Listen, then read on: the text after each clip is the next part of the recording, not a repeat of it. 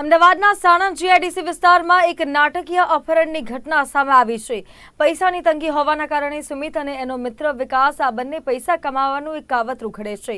સાણંદ જીઆઈડીસીમાં પાનનો ગલ્લો ચલાવનાર ભરત તેમને યુવરાજસિંહની એક રીલ બતાવે છે અને કહે છે કે આના ઘરે ખૂબ પૈસો છે અને તે માલદાર છે। ત્યારબાદ એ યુવરાજસિંહ મહેશભાઈ સોલંકીનું અપહરણ કરવાનો પ્લાન કરે છે અને નાટકીય રીતે આ અપહરણ કરવામાં આવે છે। જો કે આ સમગ્ર ઘટનાની અમદાવાદ લોકલ ક્રાઇમ બ્રાન્ચને જાણ થતા તેમણે તરત પગલાં લીધા અને આ ત્રણેય આરોપીને ઝડપી પાડ્યા છે। હજુ એક આરોપી રણજીતસિંહને પકડવાનું બાકી છે।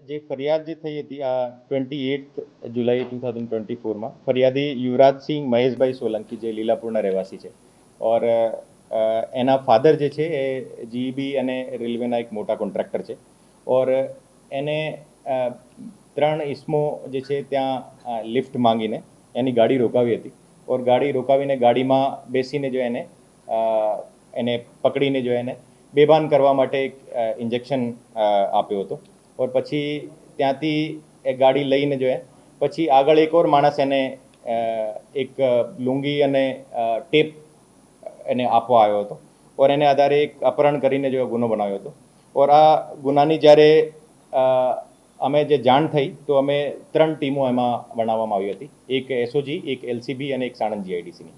આ ગુનામાં ટેકનિકલ એનાલિસિસને આધારે અમે એક માણસ ભરત ચુડાસમાને અમે અટક કર્યો હતો। ભરત ચુડાસમાને પિક કર્યા, એના ઇન્ટ્રોગેશનમાં સામે આવ્યો કે ભરત ચુડાસમા એમના જ ગામનો એક પાન પાર્લર ચલાવવાવાળો માણસ છે ઓર એને ત્યાં એક સુમિત કરીને સુમિત જાટવ એક ત્યાં આવતો હતો। સુમિત જાટવ એને 3-4 મહિનાથી એકબીજાને ઓળખે છે ઓર બંને આ ડિસ્કસ કરતા હતા કે કઈ રીતે જો ઓછા સમયમાં વધારે પૈસા કમાવી શકે। તો એને સુમિત એમને એક માણસની રીલ દેખાવી હતી।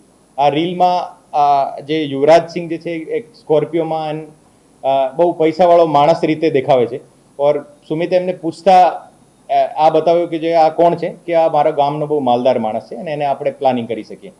તો આ પ્લાનિંગ જે લગભગ 3 મહિના પહેલી કરી હતી।